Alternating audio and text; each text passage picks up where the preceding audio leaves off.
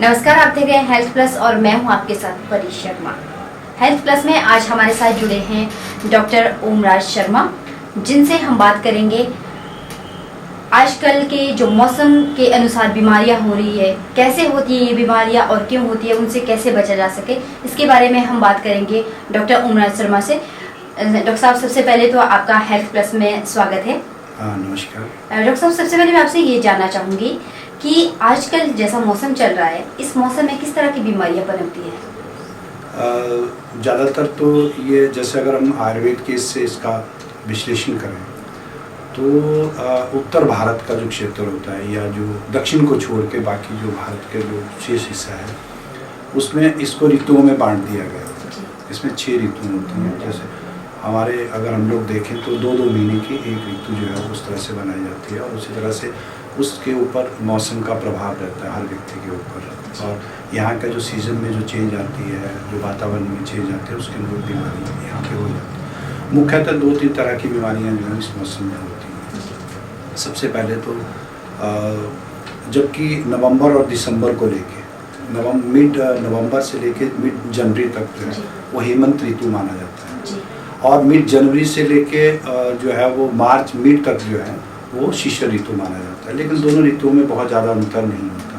तो इसमें आयुर्वेद में, क्योंकि एक कंप्लीट अपने आप में एक लाइफ साइंस है, जीवन शैली है, कैसे जिएंगे, कैसे हेल्दी रहेंगे, तो उसके बारे में इसने बड़ा एक विश्लेषण तौर पे बड़ी डिटेल में इन्होंने एक डिस्क्रिप्शन दे रखी है आयुर्वेद में कि हमें ऋतु के मुताबिक हमारी दिनचर्या क्या होनी चाहिए और खान पान क्या होना चाहिए। तो विशेषतः जो पीछे वाला जो चला गया नवंबर और दिसंबर में, इस ऋतु में तो क्या होता है कि मेटाबॉलिज्म जो है वो ज़्यादा होता है बॉडी का, क्योंकि शरीर को जो है वो हीट जनरेट करना पड़ती है, क्योंकि बाहर ठंड ज़्यादा होती है तो हीट ज़्यादा जनरेट करते हैं। और ये वाला जो मौसम होता है इसमें थोड़ा सा क्या है कि इसमें ड्राइनेस ज़्यादा हो जाती है और ठंडा ये रहता है, ठंड तो रहती है।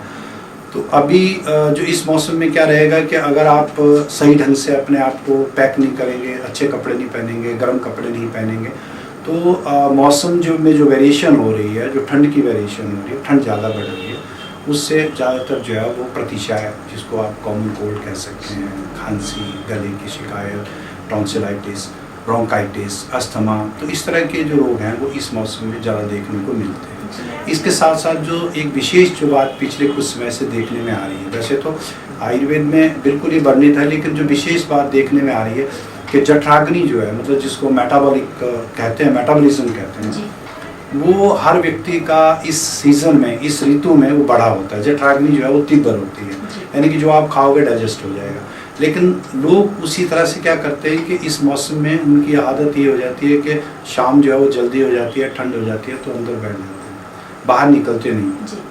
उससे क्या होता है, लेकिन खाने में क्या है, वो रिच फैट वाली डाइट्स जो लेना शुरू करते हैं। जैसे आप देखा मूंगफली लेते हैं, मीट लेते हैं, या फैट वाली जितनी भी डाइट्स हैं वो लेते हैं, और उसके अनुरूप वो अपनी मॉर्निंग वॉक या दूसरी चीज़ें नहीं रख पाते।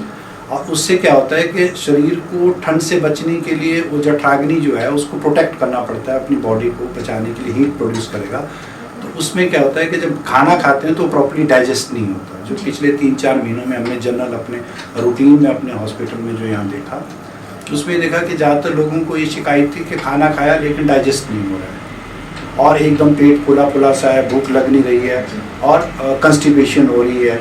तो उस दौरान में हमारी जो उसमें लोगों को जो राय रहती है अक्सर, उसमें क्या रहता है कि वो थोड़ा सा कोसा सा पानी, लूक वार्म जो पानी है उसको पिएँ, गरारे करें। और उसके साथ साथ एक सबसे बढ़िया जो मैं लोगों को एक बात बताना चाहता हूँ कि वो जिन लोगों को इस तरह की शिकायत हो रही है, जिसमें हम उसको मंदाग्नि कहेंगे, मतलब डाइजेशन जो है प्रॉपर नहीं हो रहा है, तो उसके लिए वो अदरक का प्रयोग कर सकते हैं। अदरक का प्रयोग आयुर्वेद में बहुत अच्छी तरह से वर्णित किया गया है। इसके बारे में छोटे छोटे पीसेस में अदरक को काट के रख लें, और एक कौली में थोड़ा सा नमक डालें, पानी डालें, और उसमें छोटे छोटे पीसेस जो हैं काट टुकड़े करके अदरक के उसमें डाल दें। और जब भी भोजन अपना ख़त्म करें या खाना खाने के बाद वो छोटे छोटे पीसेस जो हैं वो मुंह में लेके 2-3 पीसेस चबाएं।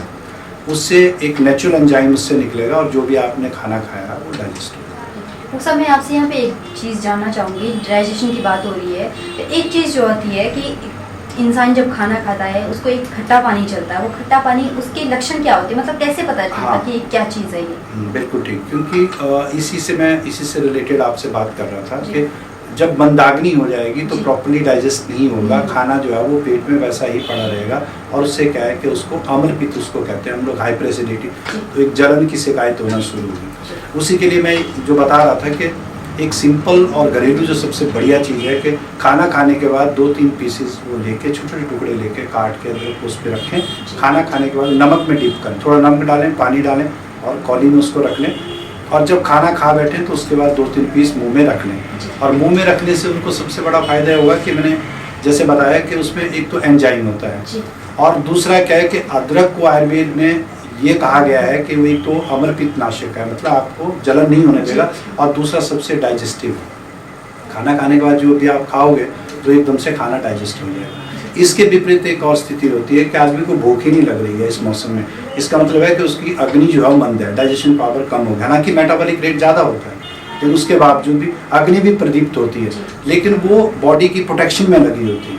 ठंड ज़्यादा होती है तो बॉडी को प्रोटेक्ट करती है, इसलिए पेट में जो है वो हीट कम रहती है, तो जो ही हम खाना खाएंगे डाइजेस्ट नहीं होगा। अगर उसको भूख नहीं लग रही है तो उसको क्या करना है कि खाना खाने से पहले जो है वो अदरक के 2-3 पीसेज जो है वो खा लेने हैं, छोटे छोटे टुकड़े। अगर वो खा लेगा तो उससे उसकी भूख बढ़ेगी, और अगर वो खाना खाने के बाद खाएगा तो खाना डाइजेस्ट हो जाएगा, फिर उसको वो अम्लपित्त की शिकायत इसमें नहीं होगी।